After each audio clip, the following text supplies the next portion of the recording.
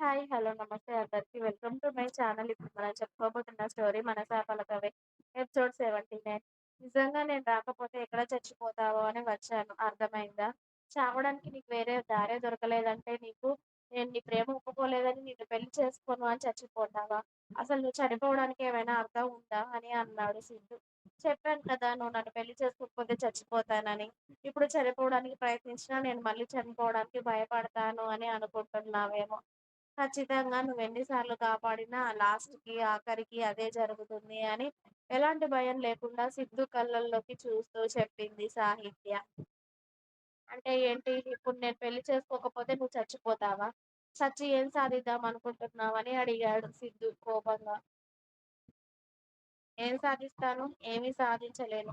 నేను బతికుంటే నాకు నచ్చిన వాడికి ఇచ్చి పెళ్లి చేస్తారు. అప్ అప్పుడు నేను బతికున్నా చనిపోయినట్టే కాబట్టి అదేదో బతికుండి ఆ నరకాన్ని, ఆ కష్టాలన్నీ అనుభవించడం మనసులో నిన్ను పెట్టుకొని పక్కలో ఇంకొకడిని పెట్టుకొని పడుకోవడం. అలాగే ఇష్టంగా నా మెడలో నీతో తాళి కట్టించుకుందామని ఊహించుకొని, వేరే వాడితో నిజంగా తాళి కట్టించుకోవడం ఇవన్నీ నాకిష్టం లేదు. అందుకే చనిపోవాలి అనుకుంటున్నాను. నీకు ఆన్సర్ దొరికింది కదా! నా చావు. ఇక నన్ను చావనివ్వు. నీ దారిన నువ్వు వెళ్తే నా చావు నేను చస్తాను. లేదా ఆపుతాను అంటే చెప్పు నా మెడలో తాళి కట్టు. అప్పుడు కుక్కలా నీ వెంట వస్తాను. నువ్వేం చెప్పినా చేస్తాను. సరేనా? అని చెప్పింది సాహిత్య ఏమాత్రం భయపడకుండా. నీకు ధైర్యం బాగా ఎక్కువైంది. చావడానికి కూడా చాలానే ధైర్యం వచ్చింది కదా! ఇలా ఒక్కసారి, 2 సార్లు ఎన్ని సార్లు చేస్తావే? నిజంగా చచ్చి ఏం సాధించాలి అని అనుకుంటున్నావో నాకర్థం కావట్లేదు. ఇప్పుడు నన్ను చేసుకుంటే వచ్చేది ఏంటిది? వాడిని చేసుకుంటే పోయేదేముంది? నేను వాడికన్నా బాగా చూసుకోగలుగుతానా? వాడంత ఆస్తుందా నాకు? వాడిలా నిన్ను సంతోషంగా చూసుకోలేకపోతే అప్పుడేం చేస్తావు నువ్వు? నాతో సంతోషంగా ఉండలేవు సాహిత్య. నీకు నా మీద ప్రేమ ఉండొచ్చు కానీ, నీ మీద నాకెలాంటి ప్రేమ లేదు. నీ మీద ప్రేమ లేకుండా నేనెలా నిన్ను సంతోషంగా చూసుకోగలను? నిన్నెలా ప్రేమించగలను? నేను నిన్ను పెళ్లి చేసుకున్నా నీకెలాంటి సంతోషాన్ని ఇవ్వలేను. నువ్వు కోరుకున్న లైఫ్‌ని ఇవ్వకపోతే అప్పుడు నన్ను మధ్యలో వదిలేసి వెళ్ళిపోతావా చెప్పు? అన్నాడు. అప్పుడు నేను నిన్ను బాగా చూసుకోలేక మనిద్దరి మధ్య ఇష్యూస్ వస్తే అప్పుడేం చేస్తావని అడిగాడు సిద్ధు. ఎప్పుడో జరగబోయే వాటి గురించి ఇప్పుడు ఆలోచించి విడిపోతామేమో అని ఆలోచిస్తున్నావు చూడు. దానికి నీకు దండాలు బాబు. అందుకే నా చావు నన్ను వదిలేయ్ అని చెప్తున్నాను కదా! ఇప్పుడు అందరూ ఎప్పుడో వచ్చే గొడవలకి మధ్యలోనే విడిపోతామని చెప్పి పెళ్ళిళ్ళు చేసుకోకుండా, ప్రేమించకుండా అలాగే ఉంటున్నారా? నీలాంటోడొకడుండాలి చాలు ఇక. ఇంకేంటి? ఇప్పుడు నేనెక్కడ పోతే నీకేంటి చెప్పు? నువ్వు నన్ను ప్రేమించట్లేదని చెప్పావు. పెళ్లి చేసుకోనని చెప్పావు. నా చావు నేను చస్తున్నాను. ఇక్కడ నీకు మధ్యలో వచ్చిన బాధేంటి? నన్నెందుకొచ్చి కాపాడావసలు? నన్ను కాపాడాల్సిన అవసరం ఏంటి? నీకు నా పైన ప్రేమ లేనప్పుడు నన్నెందుకు కాపాడావు? నన్ను ఇన్ని ప్రశ్నలెందుకేస్తున్నావు? నీకు నా పైన ఎలాంటి ఇంట్రెస్ట్ లేనప్పుడు నన్ను ఎలాంటి క్వెషన్ వేసే హక్కు కూడా నీకు లేదు. చెప్పు నన్ను పెళ్లి చేసుకుంటావా? నా రైట్స్ అన్నీ నీకిచ్చేస్తాను. నువ్వేం చెప్పినా చేస్తాను అని నీకిప్పటికి 100 సార్లు చెప్పాను. ఇప్పుడే నా మెడలో తాళి కట్టు. జీవితాంతం నువ్వు చెప్పిన మాట వినకపోతే అప్పుడడుగు అంది సాహిత్య. నాతో ఉంటే సంతోషంగా ఉంటాను అనుకుంటున్నావా? ఇష్టం లేకుండా నేనెలా బాగా చూసుకోగలను నిన్ను? అన్నాడు సిద్ధు.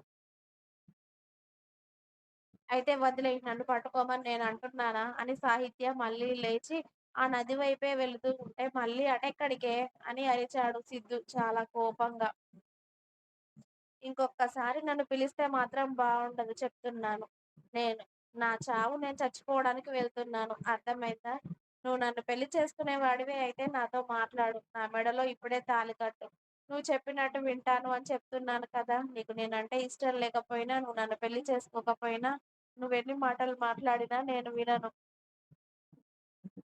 ఇంకొకసారి నేనిందులో దూకినా నువ్వు మళ్ళీ నన్ను కాపాడినా నేనింకొకసారి దూకుతాను. అలా ఇంకా 10 సార్లయినా దూకుతాను. చావు పదోసారైనా రాకపోదా నాకు? ఖచ్చితంగా వస్తుంది. నిన్నిలా చూస్తూ నీతో మాటలు పడుతూ బతకడం కంటే అదే నాకు సంతోషం. చస్తే పీస్‌ఫుల్‌గానే ఉంటుంది. ఇలాంటి బాధలు ఉండవు నాకు. అందుకే నన్ను కాపాడాలి అని ప్రయత్నం చేస్తే మటుకు అస్సలు బాగోదు అని. మళ్ళీ నీళ్ళ దగ్గరికి వెళ్లి మళ్ళీ నీళ్ళల్లో దూకాలి అని ప్రయత్నించిన సాహిత్య చేయబట్టి వెనక్కి లాగి ఈసారి ఇంకో చెంప కూడా పగలగొట్టాడు సిద్ధు. "నీకు నన్ను కొట్టే హక్కు లేదు అనుకుంటా సిద్ధూ" అని అంది. అతడు కొట్టిన దెబ్బకి ఈసారి కళ్ళల్లో నీళ్ళు కారిపోతుంటాయి. ఇలాంటి హక్కుల గురించి మాట్లాడావంటే ఇక్కడే చంపి పారేస్తాను ఏమనుకున్నావో అని అరిచాడు సిద్ధు. నువ్వు చంపడం ఎందుకు? నువ్వు చంపితే నీ మీదకే వస్తుంది నా చావు. అందుకే నేనే చనిపోవాలి అని డిసైడ్ అయ్యాక కూడా నువ్వే ఆపుతూ నువ్వే చంపుతాను అంటే ఏంటర్థం? ఇంకొకసారి నన్నాపకు అని సిద్ధు చేతుల్లో నుండి బలవంతంగా ఆమె చేతిని లాక్కొని ఈసారి మళ్ళీ నీళ్ళ వైపే వెళ్తుంది మన సాహిత్య పాప. భగవంతుడా! ఇదేంటి నాకిలా తగులుకుంది? దీన్ని కాపాడాలని వస్తే చావు చావు అని ఇంతలా కలవరిస్తుంది. చావంటే అంత ఈజీ అనుకుంటుందా? ఇదేం చేసినా ఆఖరికి నా దగ్గరికే వచ్చి ఆగుతుంది కదా!